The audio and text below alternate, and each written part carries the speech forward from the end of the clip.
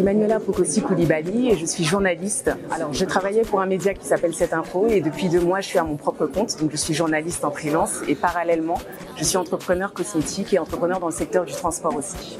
Alors, il y a les formations en entrepreneuriat, mais au-delà de ça, il y a l'idéologie que véhicule Philippe Simot, c'est-à-dire de participer à l'éveil, au progrès, et au rayonnement tout simplement de l'Afrique. Donc, c'est vraiment, en plus de la formation, c'est à cette idéologie-là que j'adhère. Très enrichissante.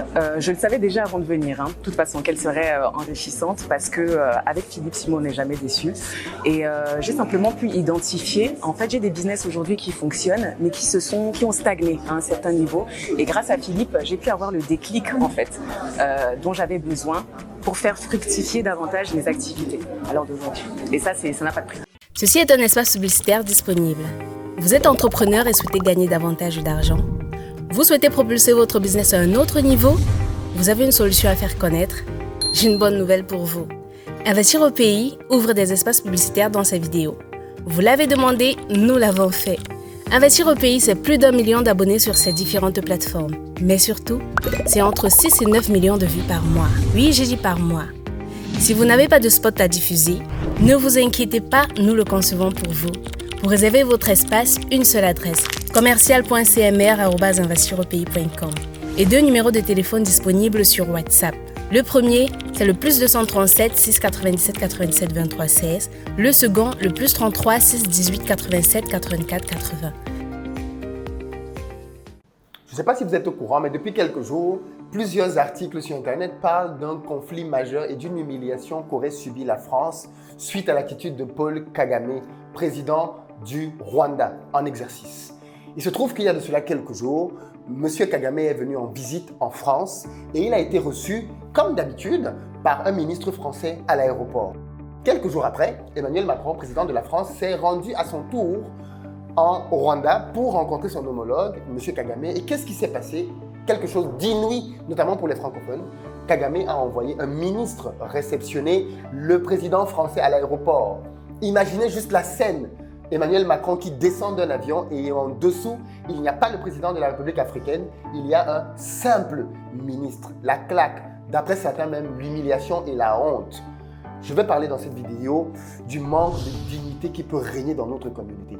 C'est un sujet un peu spécial, mais qui mérite qu'on aborde.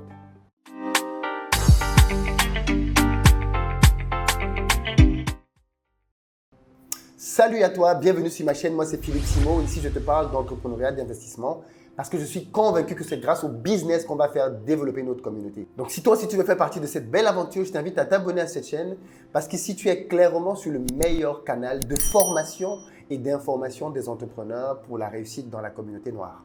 Paul Kagame, qu'on l'aime ou qu'on ne l'aime pas, c'est quelqu'un de poigne. Alors attention, je ne veux pas que vous détourniez le sens de cette vidéo. Je ne suis pas ici en train de faire l'éloge de Paul Kagame ou alors parce que je sais que c'est quelqu'un de très clivant. C'est quelqu'un qui a un parcours assez rare, on va dire ça comme ça, et qui donc derrière a forcément beaucoup de gens qui sont pour ce qu'il fait et beaucoup d'autres qui sont contre ce qu'il fait. Donc j'ai pas envie que ce soit pro contre Kagame. Non, non, pas du tout. C'est pas ça l'objectif de cette vidéo. Et je sais que j'ai beaucoup d'amis rwandais d'ailleurs, qui sont pour et d'autres qui sont contre. Et je tiens quand même à préciser un point ici. Paul Kagame, ce n'est pas un ange, mais qui est un ange? Est-ce qu'Emmanuel Macron, c'est un ange? Est-ce que Joe Biden, c'est un ange?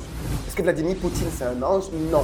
La plupart des chefs d'État ont du sang sur les mains. Ça, il faut qu'on soit clair là-dessus. Ceci n'est bien évidemment pas pour valider le sang qu'ils ont sur les mains, mais pour dire qu'à un certain niveau, c'est quasiment la norme. Mais par contre, ce que je veux quand même dire, c'est qu'en Afrique, on n'a pas eu beaucoup de présidents de la trame de Paul Kagame, notamment dans l'univers francophone. Ne l'oubliez pas, suite à la guerre qu'il y a eu, enfin au génocide qu'il y a eu au Rwanda, la France avait été pleinement impliquée à plusieurs niveaux, responsable d'ailleurs comme le président Macron a pu lui-même le reconnaître, mais pendant longtemps elle a fait un déni. Et ça c'est le propre de la France avec notamment ce qu'elle fait en Afrique. Elle nie. Tu prends quelqu'un la main dans le sac et il te dit ce n'est pas ma main. Tu dis mais gars, voici ta main, je te prends. Et le gars te dit ce n'est pas ma main. Mais c'est ce que la France fait souvent en Afrique en fait. On a pu voir ça en Côte d'Ivoire récemment ou même encore au Cameroun. Parce que beaucoup de gens l'ignorent, il y a eu une guerre meurtrière qui a été commise par l'armée française au Cameroun au moment des indépendances. Ceci est relaté dans le livre Cameroun. Mais Jusqu'aujourd'hui d'ailleurs, la France, comme d'habitude, nie réellement l'existence de cette guerre-là. J'espère que ce que Kagame a fait va inspirer le président camerounais pour exiger de la France, là aussi, à défaut des excuses, au moins une reconnaissance des faits et une demande de pardon. C'est le minimum, même si bien évidemment ceci n'empêche pas que la vie puisse continuer. D'ailleurs, est-ce que le mot exiger est le bon? Est-ce qu'on doit exiger des excuses? Peut-être que ce n'est même pas la bonne formulation. Dans tous les cas, ce qui est intéressant, c'est de voir comment est-ce que Kagame a simplement appliqué de la réciprocité. C'est basique. Je viens dans ton pays, tu me reçois par un de tes ministres à l'aéroport. Mais quand tu viens me voir, j'envoie un ministre te recevoir. Il y a d'ailleurs des images qui montrent Paul Kagame main dans la poche quand il reçoit Emmanuel Macron dans sa résidence. Friendly, on rigole et tout. Voilà. Est-ce qu'Emmanuel Macron a un melon surdimensionné? Est-ce qu'il va mal prendre le fait qu'un président africain l'ait reçu sur le tarmac par un ministre? Je ne suis pas si sûr que ça. En réalité, je pense qu'Emmanuel Macron n'a pas découvert quand il atterrissait qui allait l'attendre à l'aéroport. Il le savait déjà.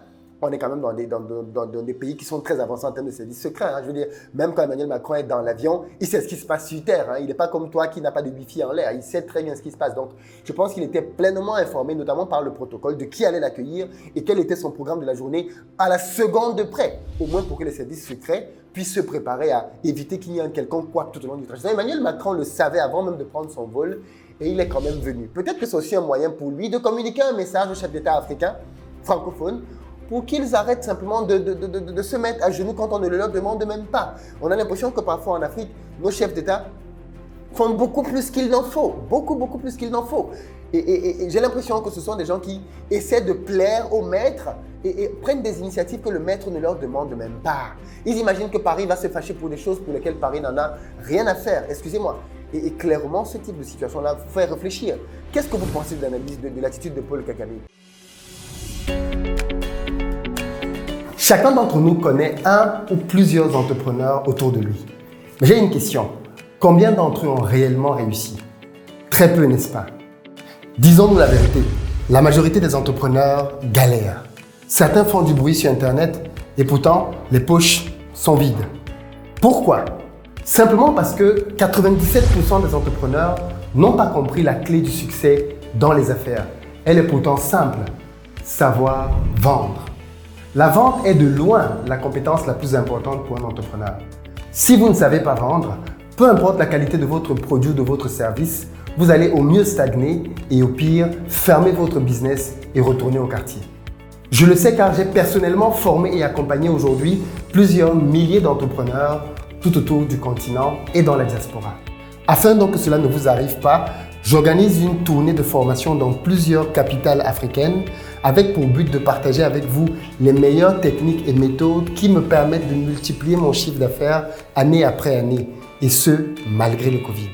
Pour réserver, rien de plus simple. Repérez votre ville ainsi que le numéro de téléphone qui est juste à côté et appelez tout de suite. Vous pouvez aussi retrouver toutes ces informations sur notre site investiraupays.com onglet conférence. Abidjan, 19 juin à l'hôtel Azalaï. Dakar, 26 juin à l'hôtel Savannah. Douala, 21 août à l'hôtel La Falaise, Bonodjo. Yaoundé, 28 août. Et enfin, Paris, 11 septembre 2021. Il y a clairement des rendez-vous qui changent une vie. Ne vous donnez donc aucun prétexte ni aucune excuse pour ne pas venir changer la vôtre.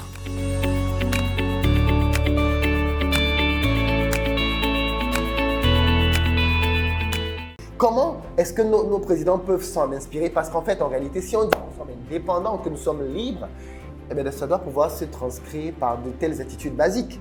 Parce qu'en réalité, qu'est-ce qui a été fait là si ce n'est quelque chose de basique? Malheureusement, mais c'est vrai qu'on pourrait se dire que oh, la France est rancunière en Afrique et qu'elle pourrait peut-être en vouloir à Kagame et le lui faire payer d'une manière ou d'une autre. Ce que je constate simplement, c'est que la France est en train de revenir en force vers le Rwanda parce que le Rwanda est l'un des rares États qui parlaient français en Afrique qui sont en train de reléguer le français au second plan. Il n'y avait plus d'ambassadeurs français au Rwanda suite au conflit. Il n'y avait plus de centre culturel français au Rwanda, chose qu'il y a partout là où la France est. Il n'y avait plus l'apprentissage du français comme c'était le cas comme langue principale. Le Rwanda, il y a de cela quelques années, avait déclassifié le français en la levant comme langue officielle du pays. Et donc aujourd'hui, je crois qu'on a l'anglais et une langue locale. Donc, tout ceci démontre bien qu'il y avait une volonté pour Kagame de reléguer la France et le français dans un second plan. Et aujourd'hui, Emmanuel Macron est en opération reconquête. N'oubliez pas qu'Emmanuel Macron, contrairement à d'autres présidents français, va dans des endroits là où il n'est pas toujours très attendu. Très important. Il va au Nigeria. Ok, vous me direz qu'il a fait son stage quand il était à l'ENA au Nigeria, donc c'est un pays qu'il a marqué. Mais il ne va pas que là. Il va en Afrique du Sud, il va dans des pays anglophones, il parle avec le Ghana, histoire pour lui de sortir du sacré espace francophone qui lui est habituellement réservé. À la limite, c'est bien. Je veux dire, c'est bien que la France veuille avoir plus d'influence en Afrique. C'est le rôle du président français de faire ça. Et là, je suis d'accord. D'aller chercher de l'influence à gauche, à droite, chercher des débouchés, essayer d'avoir des marchés en zone anglophone, c'est totalement normal. Tout comme les pays africains francophones aujourd'hui sont allés près de la Chine, pour d'autres près de la Russie, pour essayer de trouver des partenaires financiers, ainsi de suite. C'est totalement normal, ça fait partie du game. On ne peut pas reprocher au président français chaque fois qu'il va en Afrique de vouloir faire X, Y, Z. Non, il a le droit de vouloir faire du deal, faire du business avec d'autres pays. Et c'est à la limite à ces pays-là de pouvoir se prononcer en faveur ou non de la manière de travailler avec eux. Dans tous les cas, l'exemple de Paul Kagame devrait clairement nous faire réfléchir et comprendre que nous n'avons pas à subir un rapport d'influence ou encore à maintenir un quelconque complexe d'infériorité. Nous n'avons rien à envier à personne. Nous devons être fiers de nous, fiers de notre culture, de notre tradition et de notre histoire. Je le rappelle, on a été victime et donc on ne peut pas éternellement avoir honte d'avoir été victime dans l'histoire. En revanche, relever la tête, se lever et avancer.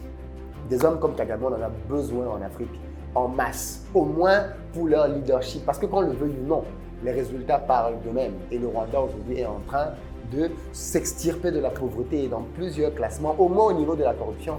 Il est démontré que c'est un pays qui n'a rien à envier aux pays occidentaux parce que chez lui, au moins, il y a énormément comment j'appelle ça, de rigueur pour combattre la corruption. Et on sait tous que la corruption est l'un des plus grands maux qui mine le continent africain aujourd'hui. Dites-moi dans les commentaires ce que vous pensez de l'attitude de Kagame. Partagez la vidéo parce qu'il est important que le maximum de personnes voient ça, que nos dirigeants voient cette vidéo et qu'ils en prennent de la graine. Bonjour, je m'appelle Patricia Touré, je suis salariée, entrepreneur et investisseur immobilier et je vis en France.